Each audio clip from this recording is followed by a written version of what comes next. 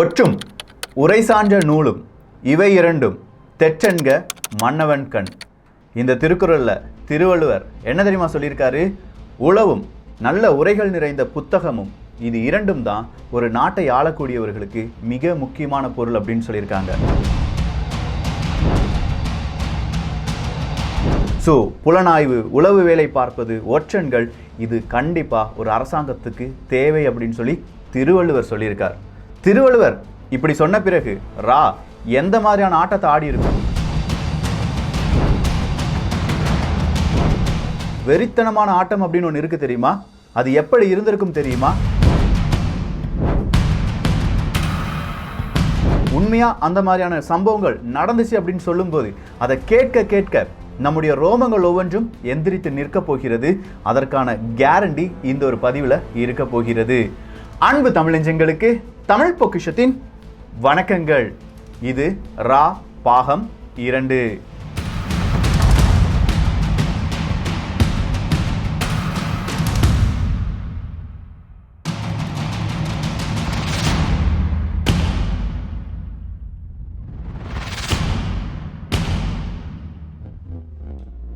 ரா அப்படிங்கிற நம்முடைய உளவமைப்பு உருவாக்கப்பட்டு 2-3 வருடங்கள் தான் முடிவடைந்திருக்கிறது.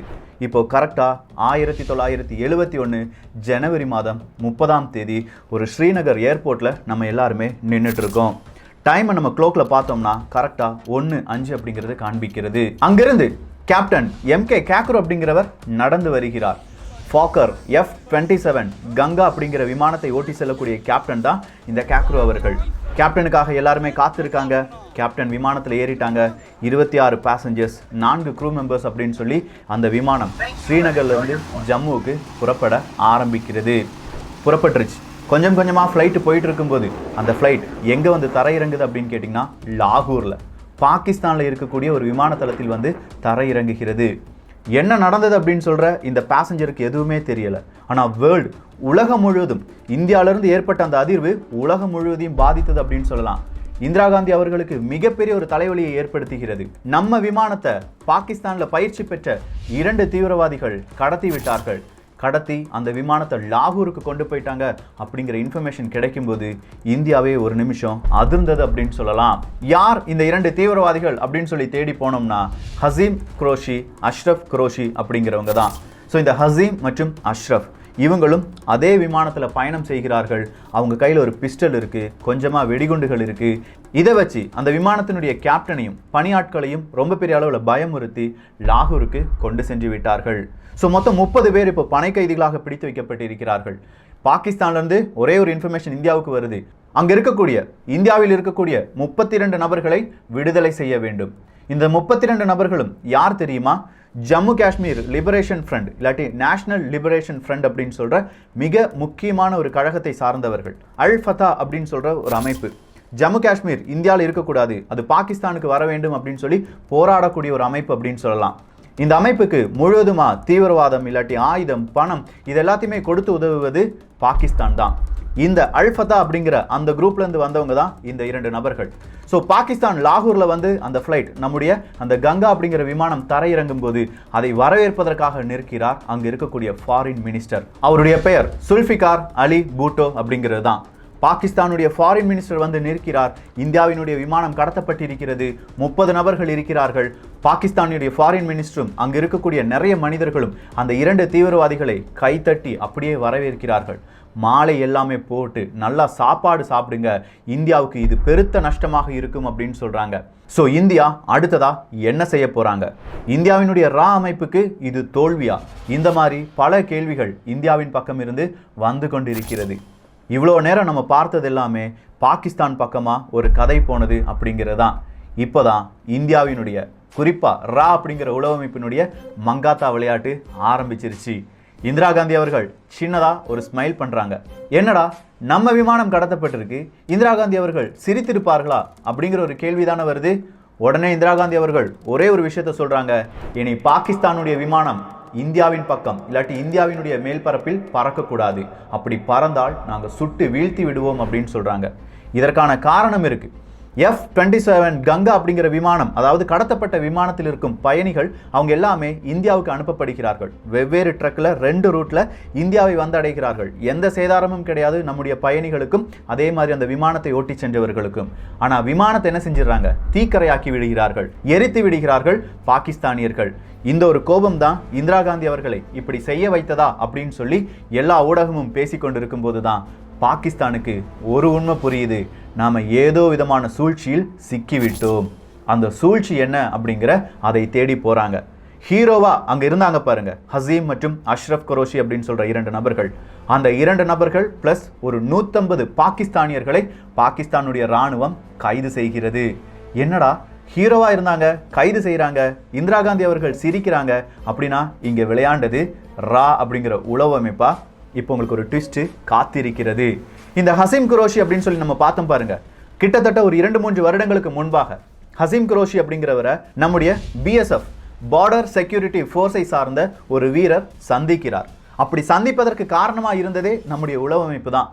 இந்த ஹசீமை நீங்க பிடிச்சிட்டீங்கன்னா ஹசீமுக்கும் பாகிஸ்தானுக்கும் ஏதோ விதமான தொடர்பு இருக்கு, அது வழியா அவங்க போடுற திட்டம் நமக்கு கிடைக்கும் அப்படின்னு சொன்ன உடனே இந்த BSF வீரர் இந்த ஹசீம் அப்படிங்கிற ஒரு முடிவெட்டிட்டு இருக்கும்போது அங்க வந்து பேசிட்டு இருக்கார். இப்படி பாகிஸ்தானுக்கு போலான்னு இருக்கேன், எந்த வழி போகணும்னு தெரியல, ஆனா எனக்கு தெரிஞ்ச ஒரு ஷார்ட்கட் இருக்கு அப்படின்னு சொல்லி அந்த முடிவெட்டுக்காரரிடம் பேசி கொண்டு இருக்கும்போது தான் ஹசீம் கேட்கிறார், ஐயா நீங்க பாகிஸ்தான் போறீங்களா, எனக்கும் அதுக்கான ஷார்ட்கட் தெரியணுமே அப்படின்னு சொல்லி கேட்கிறார். அப்பந்தான் நம்முடைய ராணுவ வீரர் சொல்றார், எனக்கு தெரிஞ்ச ஒரு ஷார்ட்கட் இருக்கு, உன்னை நான் வழி அனுப்பி வைக்கிறேன், ஆனா அங்க இருக்கக்கூடிய என்னுடைய தோழர்களுடைய இன்ஃபர்மேஷன் கிடைக்குமா அப்படின்னு சொல்லி நல்லா சகஜமாக பேசுகிறார் நம்முடைய ராணுவ வீரர். அது ராணுவ வீரரா, உளவமைப்பு ரா அமைப்பினுடைய வீரரா அப்படிங்கிறதுலாம் இங்க சஸ்பென்ஸ் தான். சோ ஹசீம் அவர்களுக்கு ரொம்ப பெரிய சந்தோஷம். அப்படின்னா நம்ம சேஃபா பாகிஸ்தானுக்கு போகலாம் அப்படிங்கிற சந்தோஷம் தான். சியால்கோட் பார்டர் வழியாக அந்த ஒரு வழித்தடம் என்பது ஹசீம் அவர்களுக்கு காண்பித்து கொடுக்கப்படுகிறது.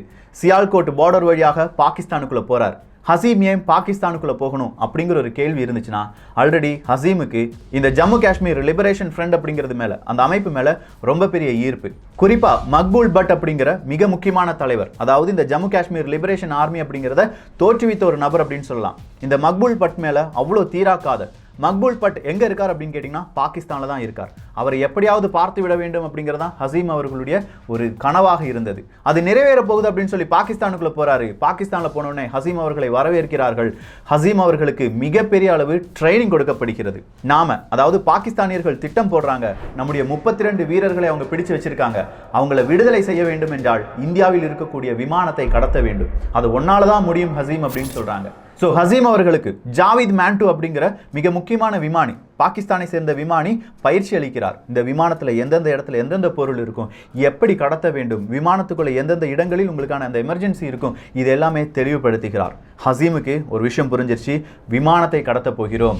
அடுத்ததா இந்த விமானத்தை கடத்துவதற்காக இந்தியாவுக்கு வரப்போகிறார். அப்படி இந்தியாவுக்கு வரும்போது ஹசீம் அவர்கள் மறுபடியும் பார்டர் செக்யூரிட்டி ஃபோர்ஸ் BSFல பிடிபட்டு விடுகிறார். இவங்க நினைச்ச மாதிரி பாகிஸ்தான் இவர் பிடிபட வேண்டும் அப்படின்னு தான் நினைச்சாங்க. அவர் நினைச்ச மாதிரியே எல்லாருமே பிடிபட்டு விட்டார். ஸோ BSF அப்படிங்கிற அந்த அமைப்பு ஹசீம் அவர்களுக்கு ஆல்ரெடி பரிச்சயமானது அப்படின்னு சொல்லி ஹசீமுக்கு தெரியாது. ஆனால் BSFக்கு நல்லா தெரியும் இவன்ட்ட நிறைய இன்ஃபர்மேஷன் இருக்கு அப்படின்னு சொல்லி கொஞ்சம் கொஞ்சமா இன்வெஸ்டிகேஷன் செய்கிறாங்க. நம்முடைய விமானம் என்பது கடத்தப்பட போகிறது அப்படிங்கிற ஒரே ஒரு இன்ஃபர்மேஷன் மட்டும் கிடைக்குது. இப்போ தான் நம்முடைய ரா அமைப்பினுடைய ஆட்டம் ஆரம்பிக்குது. விமானம் கடத்தப்படட்டும், பாட்ஷா படத்தில் சொல்கிற மாதிரி தான், அங்கே பாம்பு வச்சுட்டாங்க அப்படின்னு சொல்லும்போது வச்சிருட்டும் அப்படின்னு சொல்லுவாங்கள்ல, விமானத்தை கடத்தட்டும் அப்படின்னு சொல்லி ரா அமைப்பு சொல்லுது. ஏன்னா அந்த விமானம், அதாவது ஃபாக்கர் F-27 கங்கா அப்படிங்கிற விமானத்தை நம்ம என்ன செய்ய போகிறோம், ஸ்கிராப்பில் போட போகிறோம். பழைய இரும்பு தகரத்துக்கு போட வேண்டிய ஒரு விமானம், அதனுடைய சர்வீஸ்லாம் முடிஞ்சு ரொம்ப நாள் ஆயிடுச்சு. அந்த விமானத்தை ரெடி பண்ணுங்க. ஒரு 3 வாரத்திற்கு முன்பாக அந்த விமானம் ரெடி செய்யப்படுகிறது, தற்காலிகமாக ரெடி செய்யப்படுகிறது. இது பாகிஸ்தானியர்களுக்கு தெரியாது. ஸோ அந்த விமானத்தை ரெடி பண்ணுறாங்க. 26 பேசஞ்சர்ஸ் அதில் பயணம் செய்ய போகிறார்கள் அப்படின்னு சொல்லும்போது அந்த 26 மெம்பர்ஸும் ராவை சேர்ந்தவர்களாக இருக்கிறார்கள். அவங்களுடைய பயணச்சீட்டு எல்லாமே கொடுக்கப்படுகிறது. இந்த விமானத்தை நீ கடத்திட்டு போடா அப்படின்னு சொல்றாங்க ஹசீமிட்ட. ஸோ ஹசீமும் அதற்கு சம்மதம் தெரிவிக்கிறார். காரணம் இருக்கு, அஷ்ரப் குரோஷி அப்படிங்கிறவர் ஹசீமினுடைய கசின் தான். இவங்க 2 பேருடைய குடும்பமும் ஜம்மு காஷ்மீர்ல தான் இருக்கு. உங்க குடும்பத்துக்கு தேவையான சப்போர்ட்டை நாங்க தரோம், நீ விமானத்தை கடத்த வேண்டும் அப்படிங்கிறது உன்னுடைய ஆசை, கடத்திட்டு போ அப்படின்னு சொல்றாங்க. ஆனா நீ கடத்திட்டு போகும்போது எங்களுக்காக ஒரே ஒரு விஷயம் செய்ய வேண்டும், அந்த விமானம் தரை இறங்கும் போது பாகிஸ்தானுடைய ஃபாரின் மினிஸ்டர் வந்தாதான் இதை தரை இறக்குவோம் அப்படிங்கிற ஒரு கட்டளையை நீங்கள் பிறப்பிக்க வேண்டும் அப்படிங்கிற மிக முக்கியமான கட்டளை நம்முடைய ரா அமைப்பிடம் இருந்து கொடுக்கப்படுகிறது. ஆரன் காவ் அவர்கள் அடுத்ததா ஒரு விஷயத்தை சொல்றார். அந்த விமானத்தை திருப்பி எங்ககிட்ட தந்துராத, அங்கேயே வச்சு எரிச்சிரு அப்படின்னு சொல்லிட்டார். இந்த ஒரு திட்டம் தான் அங்கே செயல்முறைப்படுத்தப்பட்டது அப்படிங்கிறத பின்னாட்களில் தான் உணர்ந்தார்கள் பாகிஸ்தானியர்கள். அந்த விமானம் ஸ்கிராப்புக்கு போட வேண்டிய விமானம். அவங்க கையில் இந்த ஹசீம் மற்றும் அஷ்ரஃப் கையில் துப்பாக்கி இருந்தது, வெடிகுண்டு இருந்தது அப்படின்னு சொன்ன பாருங்க, அது எல்லாம் ரா கொடுத்த ஃபேக்கான துப்பாக்கிகள், டாய்ஸ், பொம்மை துப்பாக்கிகள் அப்படின்னு சொல்லலாம், மரக்கட்டைகளாலான வெடிகுண்டுகள். எந்த பாதிப்பும் இல்லாமல் அந்த விமானம் அங்கே தரையிறக்கப்பட்டது. அங்கே இருக்கக்கூடிய மனிதர்கள் அப்படியே இந்தியாவுக்கு நாடு கடத்தப்பட்டார்கள். அந்த 32 நபர்கள், அந்த தீவிரவாதிகளை இந்தியா விடுதலை செய்ததா என்று கேட்டால் கிடையாது. ஆனால் இந்தியாவுக்கு கிடைத்த ஒரே ஒரு விஷயம் என்ன? என்னுடைய விமானத்தை நீ வீழ்த்தி விட்டாய், என்னுடைய விமானத்தை நீ எரித்து விட்டாய், என்னுடைய விமானத்தை நீ ஹைஜாக் பண்ணிட்ட, உன்னுடைய விமானம் எங்க நாட்டு வழியா எங்க வான்வெளியை பயன்படுத்தக்கூடாது அப்படிங்கிற மிக முக்கியமான விஷயம்தான். இப்போதான் பாகிஸ்தானுக்கு பொறி தட்டுது. அங்கே, அதாவது ஈஸ்ட் பாகிஸ்தானில் மிகப்பெரிய பிரச்சனை நடந்துட்டு இருக்கு. அந்த பிரச்சனைக்கு இந்தியா உதவி கொண்டிருக்கிறது.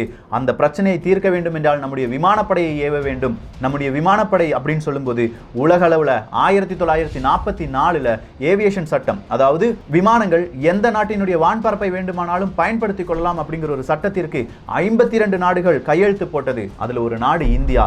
ஸோ அந்த கையெழுத்தை மீறி பாகிஸ்தானுடைய விமானத்தை தடுப்பது அப்படிங்கிறது இயலாத காரியம். அதற்கான ஒரு ரீசன் தேவைப்பட்டது. அதற்கான ஒரு காரணமாக நம்முடைய உளவமைப்பு இந்திரா காந்தி அவர்கள் போட்ட பிளான் தான் இந்த விமான கடத்துதல். அந்த கடத்துதல் சக்சஸ்ஃபுல்லா நடந்ததுனால பாகிஸ்தானுடைய விமானத்துக்கு தடை போட்டுட்டோமா? இப்போ இலங்கைகிட்ட ஒரே ஒரு விஷயத்த சொல்றோம். பாகிஸ்தான் இனி வர வேண்டும் என்றால், அதாவது பங்களாதேஷ் அப்போதைய பாகிஸ்தான் நிலப்பரப்புக்கு ஈஸ்ட் பாகிஸ்தானுக்கு வரணும்னா ஓ நாட்டை சுற்றி தான் வரணும். அங்கே அவனுக்கு ரீஃபியூல் பண்ணக்கூடாது. ரீஃபியூல் பண்ணுறதுக்கு நீ அனுமதி கொடுத்தால் சரி வராது அப்படிங்கிற ஒரு எச்சரிக்கை கொடுக்கப்படுகிறது. இதன் காரணமாக பாகிஸ்தானால் எது வழியும் வர முடியலை. ஸ்ரீலங்கா வழி வந்து அப்படியே மறுபடியும் அந்த பங்களாதேஷ் பக்கம் இல்லாட்டி ஈஸ்ட் பாகிஸ்தான் பக்கம் வர முடியாத ஒரு சிச்சுவேஷனுக்கு தள்ளப்படுகிறது. இதன் காரணமாக பங்களாதேஷினுடைய அந்த சுதந்திர வேட்கை என்பது 1971 வருடம் தனி நாடாக மாறுகிறது அப்படின்னு சொல்லலாம். இந்த ஒரு ராஜதந்திரத்துக்கு பின்னாடி இருந்தது உளவமைப்பு, ரா அப்படிங்கிற உளவமைப்பு. அதுக்கு மூளையாக செயல்பட்டது ஆரன் காவ் அவர்கள். அதற்கு செயல்முறை திட்டங்கள் அனுமதி கொடுத்தது இந்திரா காந்தி அவர்கள். இந்த ரா அமைப்பு உருவாவதற்கு காரணமே இந்திரா காந்தி அவர்கள் தான். இந்திரா காந்தி அவர்களுடைய தொலைநோக்கு பார்வை எந்த அளவுக்கு இருந்தது அப்படிங்கிறத இந்த ஒரு பதிவு வழியா நீங்க பார்த்திருப்பீங்க. ஆனால் போன பதிவில் கொஞ்சம் பேர் கேட்டிருந்தாங்க, நெஹ்ரு அவர்களுக்கும் ஆரன் காவ் அவர்களுக்கும் ஏதாவது தொடர்பு இருக்கா? ஆரன் காவ் அவர்கள் எப்படி இந்த ராவுக்குள் கொண்டு வரப்பட்டார்? இதுக்கு பின்னாடி அடுத்ததா சீனாவினுடைய விமானம் கடத்தப்பட்டதே, அதனுடைய காரணம் என்ன? கேள்விகள் 1000 இருக்குல்ல. ராவினுடைய செயல் திட்டங்களும் அதிரடி ஆட்டமும் இன்னும் நிறைய இருக்கு. அடுத்தடுத்த பதிவில் பார்க்கலாமா? இந்த ஒரு பதிவு எப்படி இருந்துச்சு? உங்களுடைய கருத்துக்கள் இங்கே வரவேற்கப்படுகின்றன. நிறைய கருத்துக்கள் வரும் அப்படின்னு சொல்லி நம்புறேன். நல்லா இருக்குன்னா நல்லா இருக்கு, சூப்பராக இருக்குன்னா சூப்பராக இருக்குது. உங்களுடைய மனசை தொட்டு உங்களுடைய கருத்துக்களை இங்கே பதிவு செய்யலாம். சப்ஸ்கிரைப் பண்ணலன்னா சப்ஸ்கிரைப் பண்ணிக்கோங்க. ஷேர் பண்ணுறதுக்கு விருப்பம் இருந்தால் ஷேர் பண்ணலாம். எல்லோரும் தமிழ் பொக்ஷத்தில் இணைந்திருங்கள். நல்லதை பகிர்ந்து நல்ல சமுதாயத்தை உருவாக்குவோம். நன்றி, வணக்கம், ஜெய் ஹிந்த்.